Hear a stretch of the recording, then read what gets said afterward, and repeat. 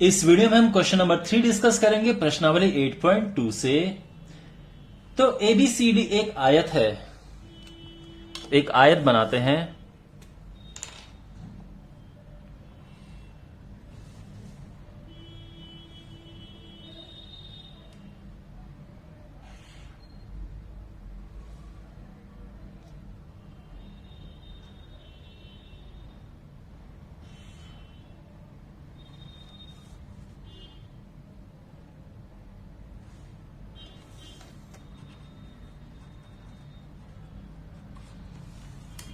P Q R S इन sides के mid points हैं। तो पी ये है जो ए बी का मध्य बिंदु है, क्यू बी सी का मध्य बिंदु है, आर सी डी का मध्य बिंदु है और एस ए डी का मध्य बिंदु है। तो क्वेश्चन ये है कि पी क्यू आर एस इनको हम ज्वाइन कर देते हैं।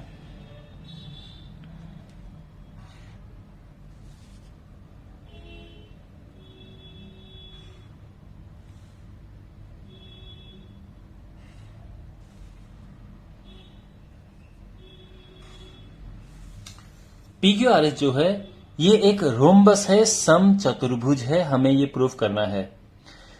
तो देखो, हमें प्रूव ये करना है कि पी क्यू आर एस एक सम चतुर्भुज है। सम चतुर्भुज क्या होता है?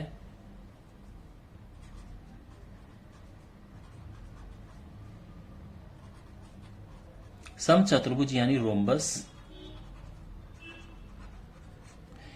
रोम्बस एक ऐसा समांतर चतुर्भुज होता है या सिंपली एक ऐसा चतुर्भुज होता है जिसकी चारों भुजाएं बराबर होती हैं। तो रोम्बस की चारों भुजाएं बराबर होती हैं।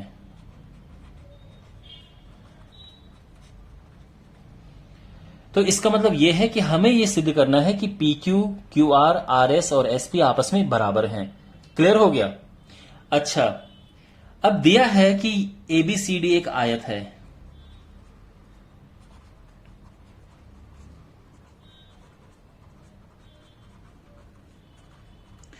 और जो गुण यहां पे लगेगा आयत का, जो प्रॉपर्टी यहां पे लगेगी वो क्या है? देखो, आयत के जो डायगोनल्स होते हैं वो बराबर होते हैं। तो आयत के विकर्ण बराबर होते हैं।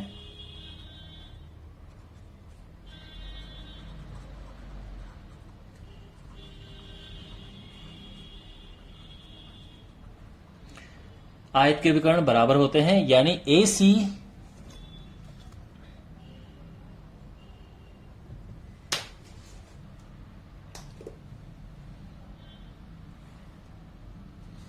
और बी डी जो है ये आपस में बराबर हैं।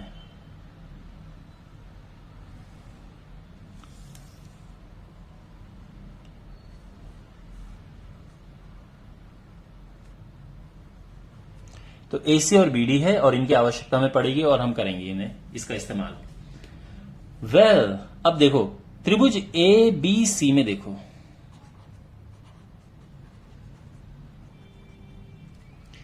इसमें P और Q AB और BC के मध्य बिंदु हैं।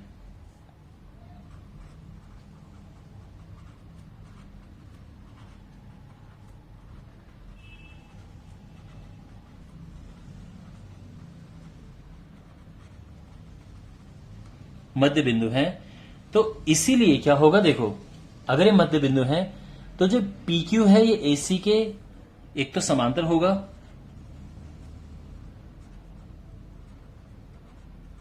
और साथ में जो PQ है वो AC के हाफ के बराबर होगा। क्यों? मध्य बिंदु प्रमेय से।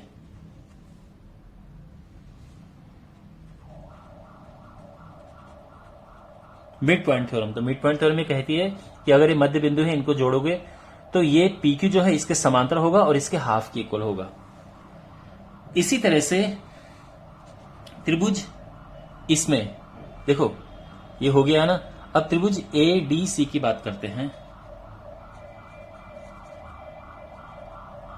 इसमें S और R इनके और इनके मध्य बिंदु हैं।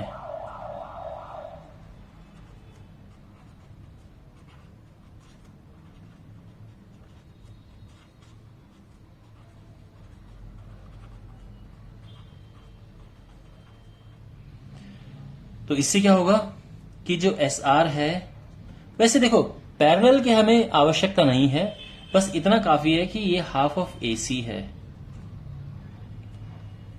इतना इनफ है, ठीक है। और इसका रीजन भी क्या है, मध्य बिंदु प्रमेय। मैं इसको शॉर्ट में एमपीटी लिख रहा हूं, ठीक है, मिड पॉइंट थ्योरम। मध्य बिंदु प्रमेय पूरा लॉन्ग में आप लिख सकते हैं। तो ये जो है इसका हाफ है और ये इसका हाफ है, ठीक है ना। तो यहां पर जो है PQ बराबर है SR और ये किसके बराबर है, हाफ ऑफ AC के, दोनों हाफ AC के बराबर हैं। अब इसके आगे देखिए यहां पर अब हम इस त्रिभुज की बात करते हैं, त्रिभुज DAB में।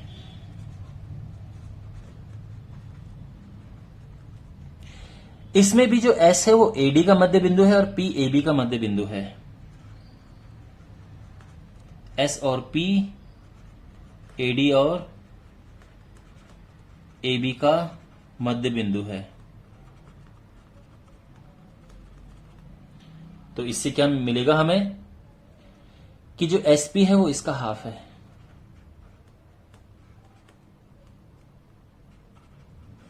रीजन मध्य बिंदु प्रमेय, MPT, ठीक है ना।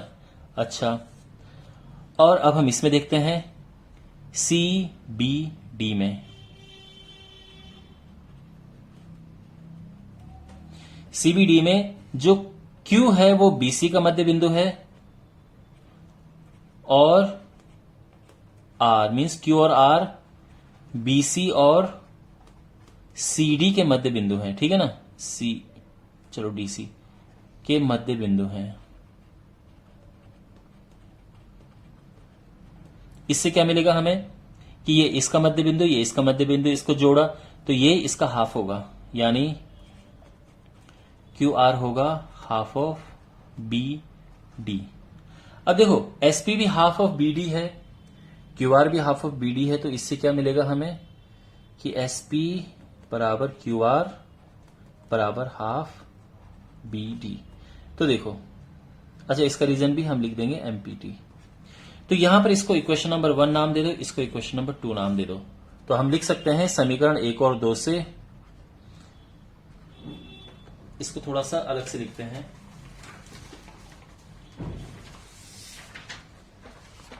तो हम लिखेंगे, देखो चूंकि AC बराबर है BD, तो इसीलिए क्या होगा, देखो चूंकि AC बराबर BD है और PQ SR, मतलब PQ और SR किसके बराबर हैं, हाफ ऑफ AC, और ये SP और QR ये हाफ ऑफ BD है। तो देखो ये हाफ ऑफ AC है ये दोनों, और ये हाफ ऑफ BD, और ये दोनों बराबर हैं आपस में। तो इसीलिए हम कह सकते हैं कि PQ बराबर है QR, ये बराबर है RS, और ये बराबर है SP के। Hence proved. हमें यही प्रूव करना है कि ये चारों भुजाएं बराबर हैं। देखिए अब ये तो हमने पूरा प्रॉपर लॉन्ग वे से किया है, बिकॉज एग्जाम में भी आप करेंगे प्रॉपर लॉन्ग वे में करेंगे, तो इसलिए इतना लंबा हो गया, बट एक्चुअल में ये बड़ा इजी है समझना। सिंपली देखो PQ इसका हाफ है और SR भी इसका हाफ है, तो PQ और SR बराबर हो गए, ठीक है। अच्छा, इसी तरह से इसका हाफ है ये और इसी का हाफ ये है, तो ये भी आपस में बराबर हो गए, ठीक है। अब ये खुद ही आपस में अब बराबर है, अपने आप ये बराबर हैं आपस में, तो इनके सारे हाफ भी इक्वल होंगे, तो ये चारों इक्वल हो गए। बहुत सिंपल है समझना, और प्रॉपर वे में अगर आप देखें तो ये सब मैंने लिखा है। वेल आई होप आपको समझ आया होगा। कोई डाउट हो पूछना कमेंट बॉक्स में। थैंक्स फॉर वॉचिंग, मिलते हैं अगले वीडियो में। Take care.